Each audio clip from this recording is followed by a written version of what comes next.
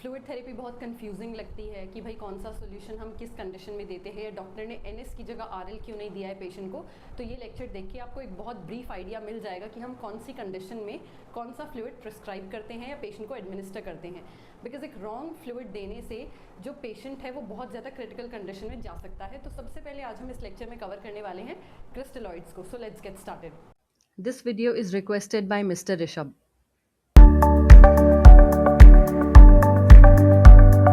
सबसे पहले अगर हम बात करें क्रिस्टलॉइड्स क्या होते हैं। क्रिस्टलॉइड्स होते हैं स्मॉल मॉलिक्यूल्स जो कि हमारी ब्लड वेसल्स को बहुत आराम से क्रॉस कर सकते हैं। इसमें हम सबसे पहले पढ़ने वाले हैं NS, इसको हम बोलते हैं नॉर्मल सेलाइन। 0.9% NaCl होता है ये, ठीक है, सोडियम क्लोराइड। अगर हम इसमें देखें सोडियम होता है 154 मिली इक्विवेलेंस पर लीटर और क्लोराइड भी सेम होता है 154 मिली इक्विवेलेंस पर लीटर। अगर इसकी ऑस्मोलैरिटी की बात करें तो 308 मिली ऑस्म पर लीटर होती है इसकी ऑस्मोलैरिटी, और सबसे ज़्यादा इंपॉर्टेंट NS की ऑस्मोलैरिटी है, ठीक है। अगर हम देखें कि हम इसे किस कंडीशन में दे सकते हैं, उसके लिए हमारे पास एक निमोनिक है, दैट इज सॉल्ट, ठीक है। सॉल्ट में हमारे पास क्या आ जाएगा, सबसे पहले शॉक में हम जो है वो NS को प्रिस्क्राइब कर सकते हैं। एल्कलोसिस कैसे, जैसे मान लो वोमिटिंग की वजह से जो एल्कलोसिस होती है बिकॉज एसिड का लॉस हो गया है बॉडी से, तो उस केसेस में हम NS को प्रिस्क्राइब कर सकते हैं। अगर हम L की बात करें और T की बात करें तो इसमें आता है हमारा लो सोडियम, जिसको हम हाइपोनेट्रीमिया भी बोलते हैं। उन केसेस में भी हम जो है NS प्रिस्क्राइब कर सकते हैं। T is for trauma and dehydration. Trauma और डिहाइड्रेशन के केसेस में भी हम NS को प्रिस्क्राइब कर सकते हैं, पेशेंट को एडमिनिस्टर कर सकते हैं। अगर हम देखते हैं initial management of DKA, diabetic ketoacidosis का जो इनिशियल मैनेजमेंट है वो भी हम NS से कर सकते हैं। अगर ट्रॉमा का केस है उसमें भी हम कर सकते हैं। प्लस एक बहुत इंपॉर्टेंट पॉइंट जो NS से रिलेटेड है वो ये है कि अगर ब्लड ट्रांसफ्यूजन है और सपोज करो काफ़ी बार ऐसा होता है ब्लड बहुत ज़्यादा थिक होता है तो वो IV लाइन से जो है आराम से नहीं जाता, तो फ्लश करने की ज़रूरत होती है। तो ब्लड प्रोडक्ट कभी भी जाए तो उस सेम लाइन से हम सिर्फ और सिर्फ NS दे सकते हैं, उसके अलावा कुछ और नहीं दे सकते। बिकॉज जो NS है उसमें कैल्शियम नहीं है, कैल्शियम नहीं है तो वो कोआगुलेशन नहीं करवाएगा। RL में क्या होता है, कैल्शियम है तो वो कोआगुलेशन करवा सकता है। तो सबसे सेफेस्ट हमारे पास IV फ्लूइड कौन सा है ब्लड ट्रांसफ्यूजन के दौरान, वो है NS, उसको हम आराम से दे सकते हैं। अब अगर हम देखें कि हमें NS किन केसेस में अवॉइड करना है, अवॉइड के लिए अगर हम देखते हैं हम NS को, फॉर एग्जाम्पल हार्ट फेलियर है, बिकॉज ये फ्लूइड वॉल्यूम बढ़ाएगा तो पंप करने में और ज़्यादा जो है वो एफर्ट्स लगेंगे हार्ट को। अगर किडनी फेलियर है, इसमें मतलब ऐसा नहीं कि बिल्कुल अवॉइड करना है, कॉशियसली यूज़ कर सकते हैं, एकदम कैलकुलेटेड अमाउंट में हम यूज़ कर सकते हैं हार्ट और किडनी पेशेंट्स में। और अगर किसी को सिवियर इडीमा है, इडीमा अगर किसी को बहुत ज़्यादा सिवियर है तो उस केसेस में भी हम देखते हैं कि हम NS को जो है वो अवॉइड ही करते हैं, बिकॉज वो भी फ्लूइड वॉल्यूम को बढ़ा देता है। नेक्स्ट अगर हम देखें, हम बात करेंगे RL की। RL होता है रिंगर्स लैक्टेट, और इसको हम और क्या बोलते हैं, हार्टमैन सोल्यूशन, ठीक है। RL को हम हार्टमैन सोल्यूशन बोलते हैं, रिंगर्स लैक्टेट भी बोलते हैं। इसमें हमारे पास प्रेजेंट होता है sodium, potassium, calcium, chloride and lactate. अब देखो जो हमारा लिवर है वो लैक्टेट को कन्वर्ट कर देता है बाइकार्बोनेट आयंस में, ठीक है। जो हमारे पास ये लैक्टेट है ये बाइकार्बोनेट आयंस में कन्वर्ट हो जाता है वाया लिवर में ये कन्वर्जन होती है, ठीक है। अगर हम देखें RL हमें किन केसेस में देना है तो उसके लिए भी हमारे पास एक निमोनिक है, that is TBSGSP। T for trauma, B for Burns में सबसे इंपॉर्टेंट फ्लूइड क्या है, RL ही हमें देना है, ठीक है। नेक्स्ट अगर हम बात करते हैं S is for sepsis, G is for GI losses, gastrointestinal losses अगर हो रहे हैं फ्लूइड का बहुत ज़्यादा तो भी हम RL दे सकते हैं। S is for major surgery and P is for pancreatitis. Pancreatitis में जो है वो हम RL देते हैं बिकॉज ये ना इन्फ्लेमेशन को कम करने में भी हेल्प करता है। बाकी और सोल्यूशन नहीं करते हैं और फ्लूइड्स जो है नहीं करते हैं, बट RL जो है वो इन्फ्लेमेशन को रिड्यूस करने में, जो CRP प्रोटीन्स हैं, C रिएक्टिव प्रोटीन्स, उसको कम करने में भी हेल्प करता है हमारा RL, ठीक है। तो इन केसेस में हम क्या है RL प्रिस्क्राइब कर सकते हैं। बर्न्स बहुत इंपॉर्टेंट है, ठीक है, उसमें सिर्फ हम RL ही देते हैं। और अगर हम बात करें हमें RL कहाँ अवॉइड करना है तो उसके लिए हम देखेंगे अगर सिवियर लिवर फेलियर है उन केसेस में हमें अवॉइड करना है। अगर सिवियर मेटाबॉलिक एल्कलॉसिस है, क्योंकि देखो अगर ये बाइकार्बोनेट में कन्वर्ट करेगा तो इसका नेचर कैसा होता है, बेसिक। बाइकार्बोनेट आयंस का नेचर है बेसिक, तो उसके लिए भी हमें क्या करना है, अवॉइड करना है एल्कलॉसिस में। एल्कलॉसिस में ऑलरेडी बॉडी जो है वो बहुत ज़्यादा बेसिक नेचर की तरफ जा चुकी है, तो सिवियर मेटाबॉलिक एल्कलॉसिस में हमें अवॉइड करना है आरएल, बिकॉज ये लैक्टेट को कन्वर्ट करेगा बाइकार्बोनेट में और ज़्यादा बेसिक कैरेक्टर बढ़ेगा।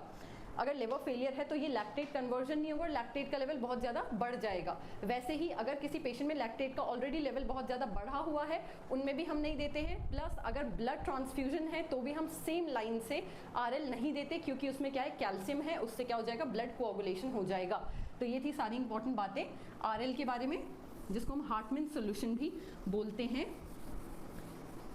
नेक्स्ट अगर हम देखें, हम बात करेंगे 0.45 NS, इसको हाफ नॉर्मल सेलाइन भी बोलते हैं, ठीक है, हाफ NS भी बोलते हैं। अगर हम देखते हैं कि ये हमें किन केसेस में देना है, तो इसमें जो 0.9% NS था उसमें हाफ कॉन्सेंट्रेशन है, ठीक है, उसका हाफ कॉन्सेंट्रेशन क्या है हमारा 0.45 NS।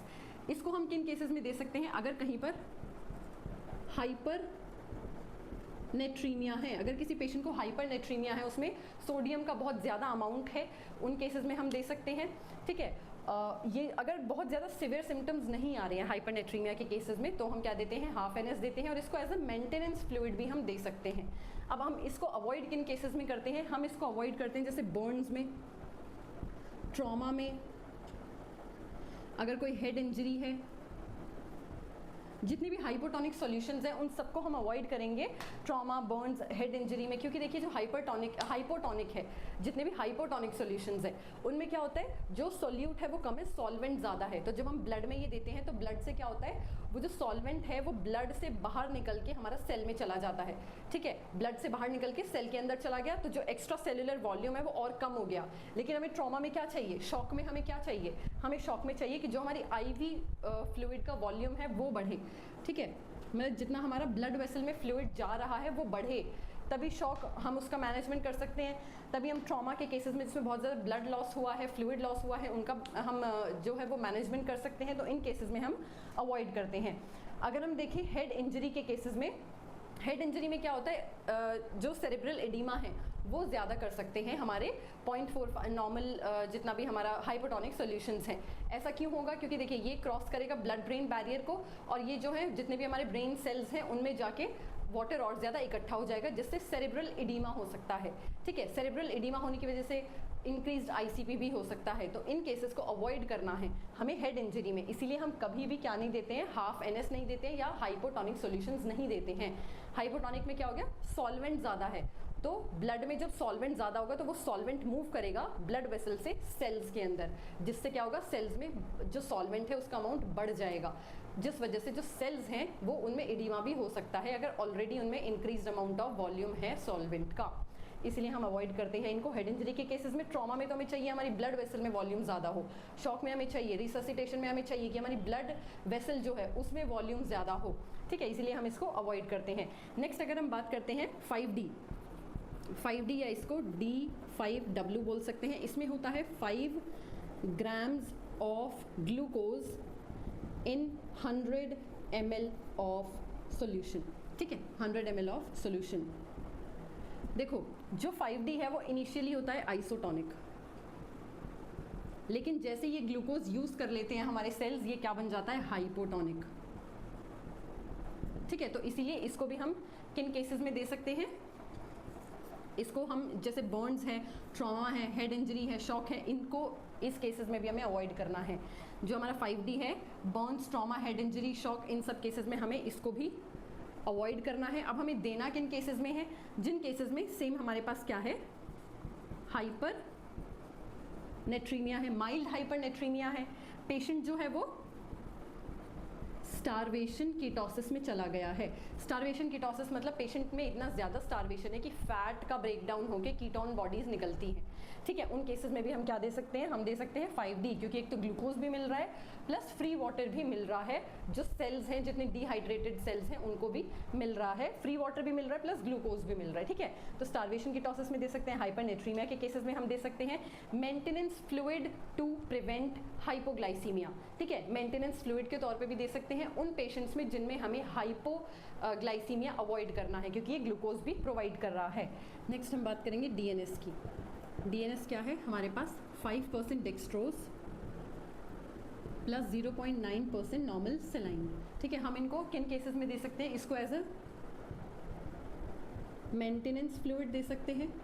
अब देखिए ये हमको ग्लूकोज भी प्रोवाइड कर रहा है और हाइड्रेशन भी मेंटेन कर रहा है। तो जिन पेशेंट्स में भी there is a need to maintain hydration with calorie requirement, उन केसेस में हम क्या करते हैं? डीएनएस को प्रिस्क्राइब कर सकते हैं।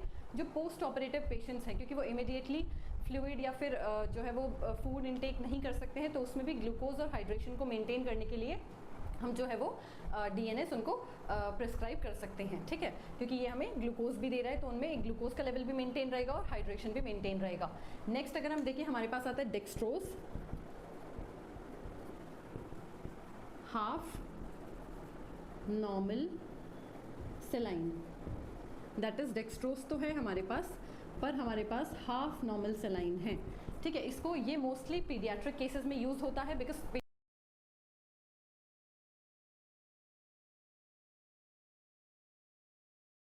पेशेंट्स में जो भी पीडियाट्रिक केसेस है जिसमें हमें ग्लूकोज या कैलोरी रिक्वायरमेंट को भी फुलफिल करना है ग्लूकोज लेवल मेंटेन करने के लिए, प्लस हाइड्रेशन भी देना है, उन केसेस में हम क्या प्रिस्क्राइब करते हैं? Dextrose half normal saline.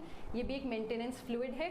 ठीक है, और एक चीज़ और है, जो हमारा एनएस है, अगर हम बहुत ज़्यादा नॉर्मल सेलाइन देंगे तो उसकी वजह से एक रिस्क बहुत ज़्यादा बढ़ जाता है, that is hyperchloremic metabolic acidosis. इस वजह से भी हम जो हमारे बोन्स के पेशेंट हैं उसमें हम एनएस नहीं देते हैं, क्योंकि हमें फ्लूइड जो है वो बहुत ज़्यादा रश करना होता है बोन्स के पेशेंट में, तो इतना ज़्यादा एनएस देने से भी हाइपर क्लोरेमिक मेटाबॉलिक एसिडोसिस हो सकता है। इसीलिए बोन्स में भी हम एनएस नहीं देते हैं, आरएल देते हैं। तो this was about crystalloids. Next lecture में हम देखेंगे कोलॉइड्स को अच्छी तरीके से कवर करेंगे। ऐसी ब्रीफली अगर आप चाहते हैं कि हम इसका एक डिटेल्ड वीडियो बनाएं तो वो भी आप हमें बता सकते हैं। अगर कोई डाउट है तो आप उसे कमेंट सेक्शन में हमें बता सकते हैं। Thank you so much for attending this session.